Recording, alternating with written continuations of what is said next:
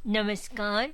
आप सुन रहे हैं वॉइस फॉर ब्लाइंड के सौजन्य से साप्ताहिक समाचार, जिसे अनीता शर्मा द्वारा ध्वनांकित किया गया है।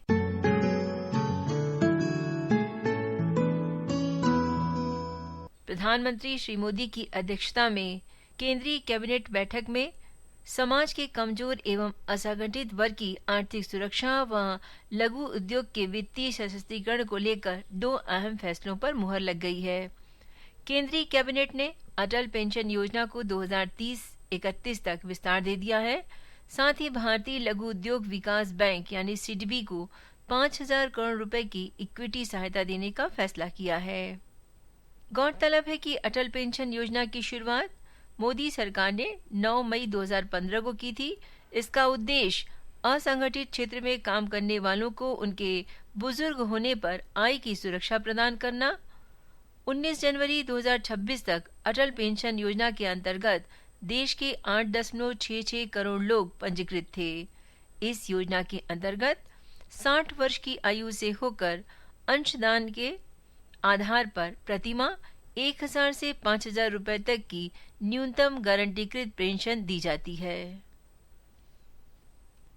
यात्रियों के सफर को किफायती बनाते हुए भारतीय रेलवे ने रेलवन मोबाइल ऐप से सामान्य टिकट बुक करने पर 3% की विशेष छूट देने की घोषणा कर दी है। इस पहल का मुख्य उद्देश्य स्टेशनों पर स्थित टिकट काउंटरों पर भीड़ को कम करना और पेपरलेस टिकट प्रणाली को प्रोत्साहित करना है। राष्ट्रपति भवन का प्रसिद्ध अमृत उद्यान 3 फरवरी से 31 मार्च तक 2026 तक आम जनता के लिए खुला रहेगा। अमृत उद्यान में आप सप्ताह में 6 दिन सुबह 10 बजे से शाम 6 बजे तक भ्रमण कर सकते हैं। रख रखाव के कारण सोमवार को और 4 मार्च को होली के अवसर पर अमृत उद्यान बंद रहेगा। मोजाम्बिक की मानवाधिकार कार्यकर्ता ग्रासा माशेल को वर्ष 2025 का इंदिरा गांधी शांति निरस्तीकरण और विकास पुरस्कार प्रदान किया जाएगा। ग्रासा माशेल का जीवन स्वशासन व मानवाधिकारों के लिए समर्पित रहा है। प्रधानमंत्री श्री मोदी के कार्यालय यानी पीएमओ को 14 जनवरी से नया पता मिल गया है। ये पता सेवा तीर्थ 1 होगा, जो सेवा तीर्थ परिसर का हिस्सा है। इसका निर्माण सेंट्रल विस्टा परियोजना के तहत किया गया है। इस परिसर में प्रधानमंत्री कार्यालय के साथ ही कैबिनेट सचिवालय और राष्ट्रीय सुरक्षा परिषद सचिवालय भी होंगे। पीएमओ का ये स्थानांतरण एक युग के अंत का प्रतीक होगा, क्योंकि 1947 में देश की आजादी के बाद से ये साउथ ब्लॉक में ही था। नए पीएमओ में आधुनिक कार्यस्थल और भव्य समारोह कक्ष हैं, जो सेवा की भावना को दर्शाते हैं। सेंट्रल विस्टा परियोजना के तहत निर्मित नए भवन में गृह मंत्रालय भी शिफ्ट होगा, जो अभी नॉर्थ ब्लॉक में है। गौरतलब है कि खाली होने के बाद साउथ और नॉर्थ ब्लॉक को सार्वजनिक संग्रहालय बना दिया जाएगा। स्मार्ट सिटी फरीदाबाद में देश का पहला कुत्तों का शमशान घाट तैयार किया गया है। ये शहर की स्वच्छता और मजबूती देने के साथ लावारिस और पालतू कुत्तों के प्रति मानवीय जिम्मेदारी का भी उदाहरण बनेगा। बुडेना गांव में शमशान घाट तैयार है। यहाँ उपलों से कुत्तों का अंतिम संस्कार होगा। ये शमशान घाट पूर्व आईएएस और सेवानिवृत्त मुख्य सचिव सुनील गुलाटी के सहयोग से तैयार किया गया है। भारत ने उन्नत जैव चिकित्सा अनुसंधान में एक महत्वपूर्ण प्रगति की है। विज्ञान एवं प्रौद्योगिकी मंत्रालय ने दवाई खोज प्रक्रिया को तेज करने के लिए एक नया ओपन सोर्स सॉफ्टवेयर पैथजेनी विकसित किया है। आंध्र प्रदेश के काकीनाडा में दुनिया का सबसे बड़ा ग्रीन अमोनिया प्रोजेक्ट स्थापित हुआ। इस प्रोजेक्ट का पहला इक्विपमेंट इरेक्शन समारोह 17 जनवरी को हुआ। करीब 10 अरब डॉलर की लागत से तैयार होने वाला ये प्लांट पुराने अमोनिया यूरिया कॉम्प्लेक्स को आधुनिक ग्रीन तकनीक में बदलकर बनाया जा रहा है। पूरी तरह शुरू होने पर इसकी उत्पादन क्षमता 1.5 मिलियन टन प्रति वर्ष रहेगी। काकीनाडा का ये प्लांट पूरी तरह ग्रीन एनर्जी पर आधारित होगा। इसके लिए करीब 7.5 गीगावाट सोलर और विंड पावर, लगभग 1950 मेगावाट इलेक्ट्रोलाइजर क्षमता और 2 gigawatt round the clock renewable power का उपयोग किया जाएगा। ये प्रोजेक्ट भारत के नेशनल ग्रीन हाइड्रोजन मिशन के अनुरूप है। छत्तीसगढ़ ने automated permanent academy account registry यानी आभार सिस्टम के क्रियान्वयन में देश के बड़े राज्यों में अग्रणी स्थान हासिल किया है। 7 जनवरी तक राज्य में 50,60,941 छात्रों की अपार आईडी बनाई जा चुकी है, जो 57,10,207 कुल छात्रों के मुकाबले ये उपलब्धि छत्तीसगढ़ राज्य की डिजिटल शिक्षा इंफ्रास्ट्रक्चर की दिशा में बड़ी छलांग मानी जा रही है। गौरतलब है कि अपार आईडी छात्रों को दी जाने वाली एक स्थायी डिजिटल शैक्षणिक पहचान है, जिसमें उनकी शैक्षणिक उपलब्धियां, प्रमाण पत्र और क्रेडिट सुरक्षित रूप से डिजिटल रूप में स्टोर रहता है। इसके माध्यम से छात्रों को स्कूल, बोर्ड या राज्य बदलने पर भी शैक्षणिक निरंतरता बनाए रखने में आसानी होती है। ब्रिक्स 2026 समिट की मेजबानी भारत करेगा और इसे भारत में आयोजित किया जाएगा, क्योंकि भारत इस साल ब्रिक्स का अध्यक्ष देश है। समिट की अधिकारी थीम है building for resilience, innovation, corporation and sustainability, यानी क्षमता, नवाचार, सहयोग और सततता के लिए निर्माण है। खबर जरा हटके। झारखंड के पूर्वी सिंहभूम जिले के ऐदलबेरा गांव में अनोखा घर तैयार किया गया है। इस घर के मालिक श्यामा हब्रद हैं। हालांकि वह रेलवे में कार्यरत हैं। वह चाहते हैं कि वो हमेशा ट्रेन में बैठे रहे। इस ख्वाहिश को पूरा करने के लिए उन्होंने अद्वितीय डिजाइन तैयार करके अपना घर बनवाया है। उन्होंने अपने घर की बाहरी दीवार को ट्रेन का रूप दिया है। इंजन, खिड़की, दरवाजे और ट्रेन नंबर तक अंकित किया है। दूर से देखने पर ऐसा लगता है जैसे ट्रेन किसी स्टेशन पर खड़ी है। घर के आगे बने चबूतरे को प्लेटफॉर्म का रूप दिया है। ट्रेन को गहरे और हल्के नीले रंग से पेंट किया गया है ताकि वास्तविक ट्रेन लगे। इंजन का धुआं तक दिखाने के लिए सफेद दीवार पर हल्के स्लेटी और काले रंग से शेड दिया है। कर्नाटक का एक छोटा सा गांव अग्रहार वलगिरेहल्ली अपनी एक अनोखी मान्यता और मंदिर की वजह से चर्चा में है। यहाँ लोग किसी देवी देवता के नहीं बल्कि 2 कुत्तों के नाम बने मंदिर में पूजा करते हैं। कहा जाता है कि गांव में रहने वाले 2 कुत्तों की अचानक मौत हो गई थी, जिसके बाद गांव वालों ने उन्हें पूरे सम्मान के साथ दफनाया और उनकी समाधि पर पत्थर रख दिए। इसके बाद धीरे धीरे गांव में हालात बदलने लगे, फसलें अच्छी होने लगी, लोगों की आर्थिक स्थिति सुधरने लगी, तो गांव में सुख शांति स्थापित हो गई। ग्रामीणों का विश्वास होने लगा कि ये दोनों कुत्ते अब गांव की रक्षा कर रहे हैं। समय के साथ ये विश्वास इतना गहरा गया, लोग उस जगह पर जाकर श्रद्धा से सिर झुकाने लगे।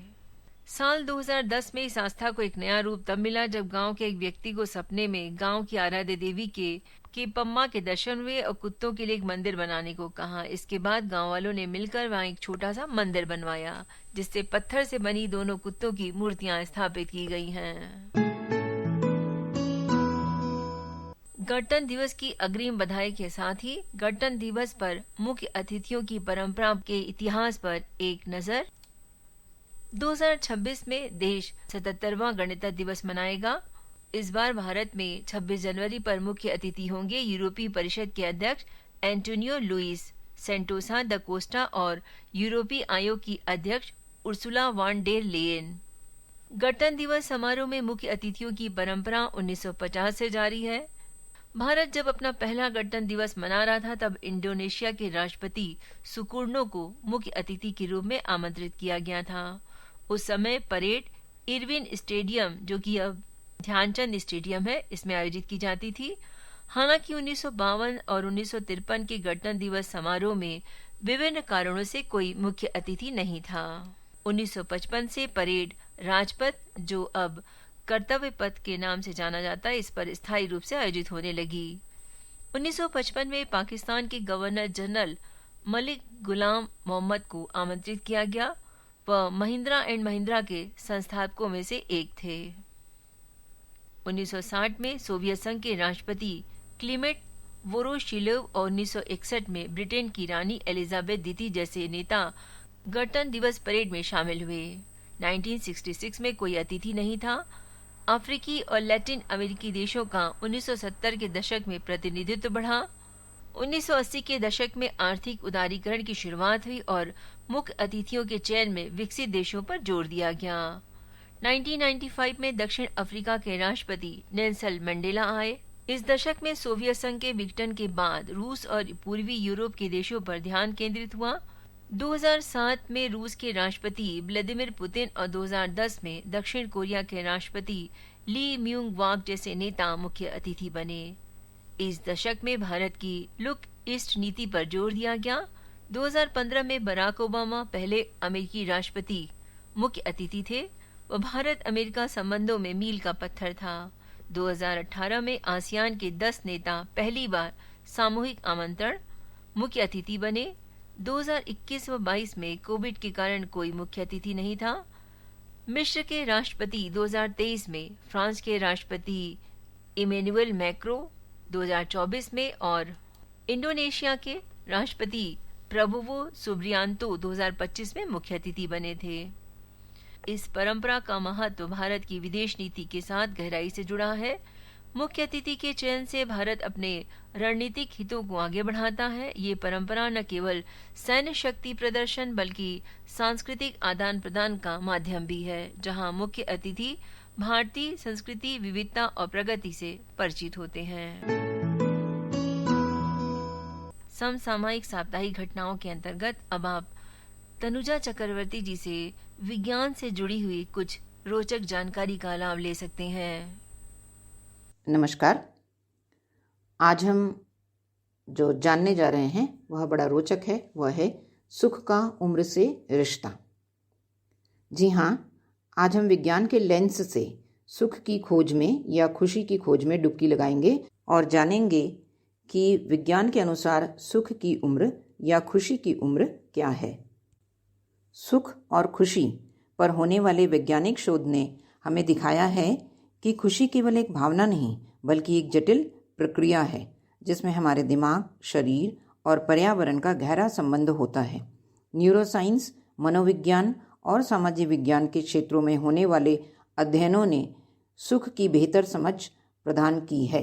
उदाहरण के लिए सेरोटोनिन, डोपामिन, एंडोर्फिन और ऑक्सीटोसिन जैसे रसायनों को सुख और आनंद के अनुभव से जोड़ा गया है। इन हार्मोन्स का उत्पादन किसी विशेष उम्र में सबसे अधिक होने के बजाय व्यक्तिगत जीवन शैली, स्वास्थ्य, सामाजिक संबंधों और व्यक्तिगत अनुभवों जैसे कारकों पर निर्भर करता है। वैज्ञानिक अध्ययनों के अनुसार लोग अलग अलग उम्र में खुशी के विभिन्न स्तरों का अनुभव कर सकते हैं। ये महत्वपूर्ण है कि खुशी के हार्मोन्स का स्तर न केवल उम्र पर बल्कि व्यक्तिगत व्यवहार जैसे कि व्यायाम, स्वस्थ आहार, पर्याप्त नींद और सकारात्मक सोच जैसे कारकों पर भी निर्भर करता है।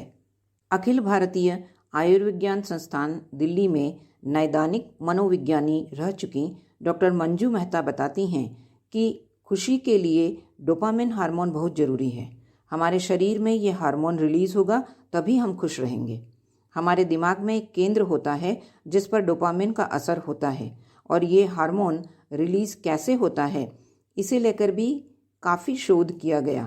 तो पता चला कि अगर आप छोटे छोटे काम में खुशी महसूस करें तो ये हार्मोन अपने आप रिलीज होगा और आपको खुशी का एहसास देगा। उम्र के विभिन्न पड़ावों में खुशी के हार्मोन्स के स्तर में परिवर्तन होता है जो जैविक, मनोवैज्ञानिक और सामाजिक कारकों से प्रभावित होते हैं। यहाँ एक सामान्य अवलोकन जो उम्र के साथ हार्मोन्स के स्तर के बदलावों को दर्शाता है। बचपन और किशोरावस्था में डोपामिन तथा एंडोर्फिन, युवावस्था और वयस्कता में सेरोटोनिन और ऑक्सीटोसिन, मध्य आयु में डोपामिन और सेरोटोनिन, वृद्धावस्था में सेरोटोनिन और ऑक्सीटोसिन का स्तर बढ़ सकता है। सुख की उम्र के लिए वैज्ञानिक खोज के संदर्भ में यू आकार का खुशी का चक्र बहुत प्रचलित है।